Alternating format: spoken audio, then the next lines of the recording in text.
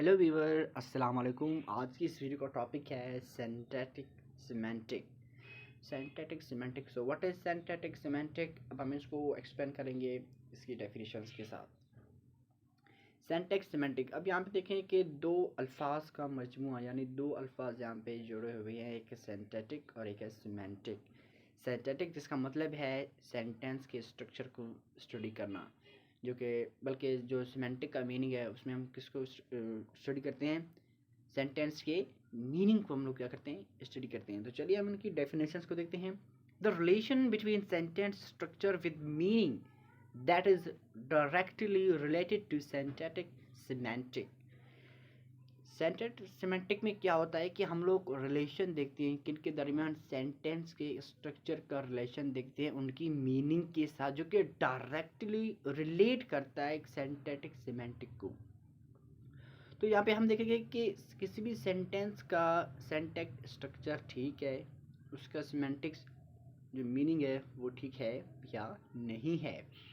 सो यहाँ पे मैंने एक एग्जांपल दी हुई है, बल्कि दो मैंने एग्जांपल्स दी हुई हैं आपको इजीली अंडरस्टैंड करने के लिए। सो फर्स्ट ऑफ ऑल है ही इज़ प्रेग्नेंट। सो आप दिमाग में सोचें कि ही के साथ ये किस तरह से प्रेग्नेंट होगा। अब मेल किस तरह से प्रेग्नेंट हो सकता है। ये जो सेंटेंस है ये सेंटेक्टली यानी कि करेक्ट है, इसमें जो स्ट्रक्चर इसने यूज़ किया है भाई वो तो ठीक है, बट जो सिमेंटिकली जो इसका जो मीनिंग है वो क्या है, अनकरेक्ट है। सो हम यहाँ पे कह सकते हैं कि he is pregnant, this sentence is wrong. तो ये रॉन्ग है। अब यहाँ पे मैंने दूसरी एग्जांपल दी हुई है, यहाँ पे दूसरा सेंटेंस है जो कि बिल्कुल राइट है, शी इज़ प्रेग्नेंट। तो ये जुमला आपका बिल्कुल करेक्ट है। यहाँ पे जुमले का सेंटेंस स्ट्रक्चर विद मीनिंग के साथ जो है वो दे रहा है कि भाई इसका स्ट्रक्चर भी ठीक है और उसका मीनिंग भी वो क्या है, करेक्ट है। तो अब हम आते हैं ambiguity. So what is ambiguity? अगर आप गूगल में कहीं भी सर्च करें डिक्शनरी में, तो एम्बिग्यूटी का माना आता है अनक्लियरनेस, यानी कि आपका जुमला, आपका सेंटेंस वो क्या होता है, अनक्लियरनेस होता है, डाउटेबल होता है, कि आपको शक होता है कि यार ये जुमला सही है या नहीं है। So let's begin. Ambiguity can be defined as a word, phrase, or sentence that has more than one meaning or interpretation. Ambiguity define करती है कि इसको, वर्ड को, फ्रेज को, सेंटेंस को जिसके पास एक से ज़्यादा मीनिंग्स होते हैं। वो किस तरह से? For example bat. अब मैंने आपको वर्ड बता दिया बैट, तो आप सोचेंगे कि यार बैट बल्ले को भी बोलते हैं, बैट चमगादड़ को बोलते हैं, ये आदमी किस बैट के बारे में बात करें। आप टोटली क्या हो जाओगे, कंफ्यूज हो जाएंगे, क्योंकि आपके माइंड में अनक्लियरनेस हो रहा है कि भाई ये किस बैट के बारे में बता रहा है, ये बल्ले के बारे में बता रहा है या चमगादड़ के बारे में बता रहा है। सो यहाँ पे एक और एग्जांपल यहाँ पे दी हुई, she said John hit a girl with umbrella. तो यहाँ पे देखें कोई सेंटेंस का जो हमें समझ नहीं आ रहा कि यहाँ पे क्या कह रहा है, तो ये होता है हमारा एम्बिग्यूटी। सो यहाँ पे मजीद एम्बिग्यूटी के दो टाइप्स दी गई हुए हैं, एक है लेक्सिकल एम्बिग्यूटी और दूसरा है स्ट्रक्चरल एम्बिग्यूटी। तो चलिए हम देखते हैं what is lexical ambiguity and what is structural ambiguity.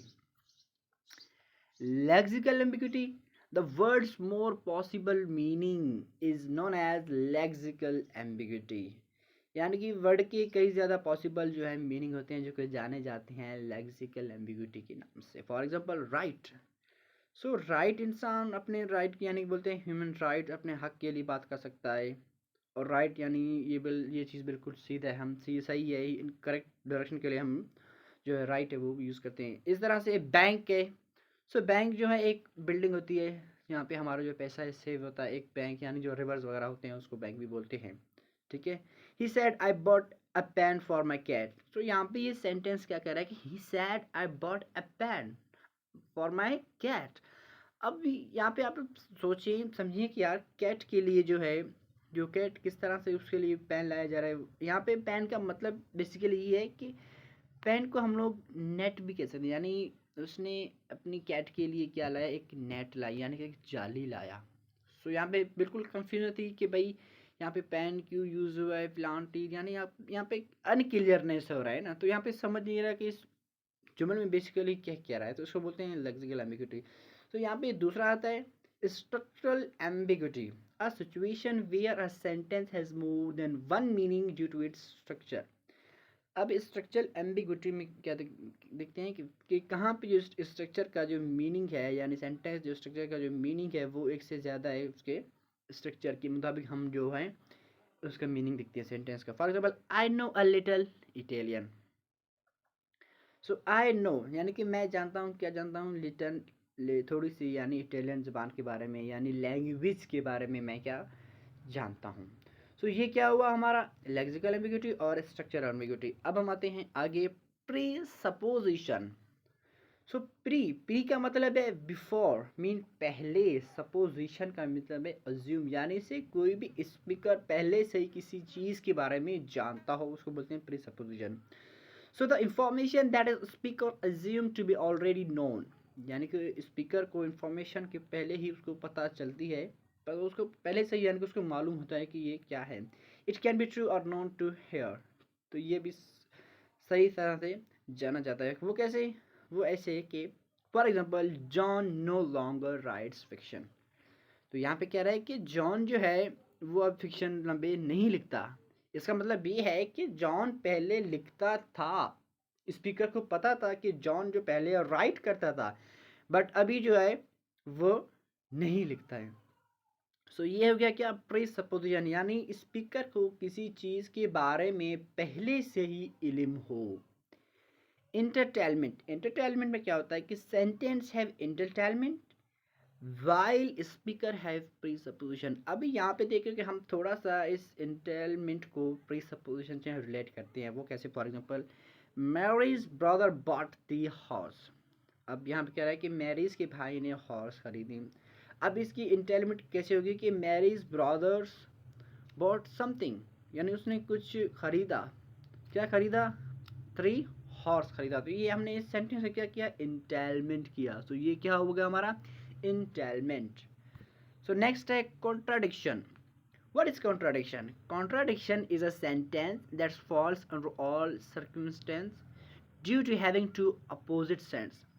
अब यहाँ कॉन्ट्राडिक्शन में क्या होता है? कॉन्फ्लिक्ट होता है, यानी कि अपोजिट होते हैं सेंटेंस एक दूसरे के.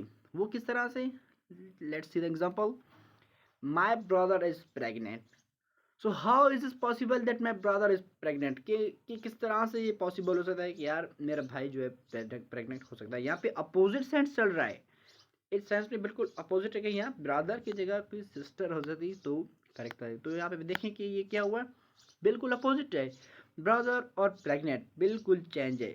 अब आगे, स्टॉप एंड कीप मूविंग. यार वो रुकने को भी कह रहा है, फिर कह रहा है आप हरकत भी करें, चलें. तो यहाँ पे बिल्कुल क्या कर रहा है कि अपोजिट सेंस यहाँ पे हमें जुमले का दे रहा है. So that is called contradiction. So last one is semantic anomaly. So what is semantic anomaly? Semantic anomaly is deviation from a rule of a form what are regarded as normal, a sentence that is syntactically correct but semantically meaningless.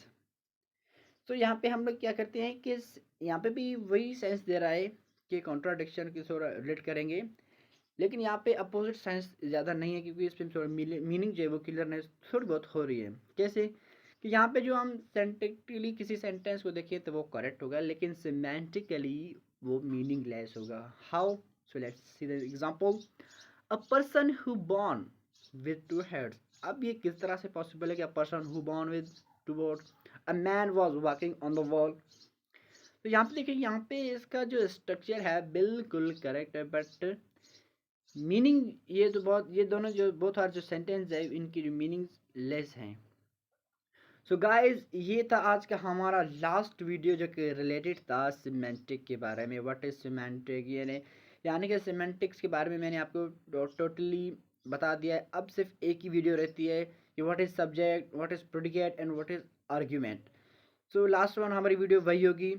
तो अगर आप semantic को अच्छी तरह से पढ़ना चाहते हैं, समझना चाहते हैं, तो आप मेरे प्रीवियस लेक्चर ज़रूर देखें ताकि आपको इजीली अंडरस्टैंड कर पाए कि भाई what is semantic, it's type, etcetera. So guys, अगर आपको हमारी ये वीडियो पसंद आई है तो प्लीज़ हमारे चैनल को सब्सक्राइब करें, लाइक करें और शेयर करें, और प्लीज़ कमेंट करना ना भूलें. आपके जितने भी क्वेश्चन हैं आप अपने कमेंट बॉक्स में क्वेश्चन अपने पूछ सकते हैं. Thank you for watching our YouTube channel.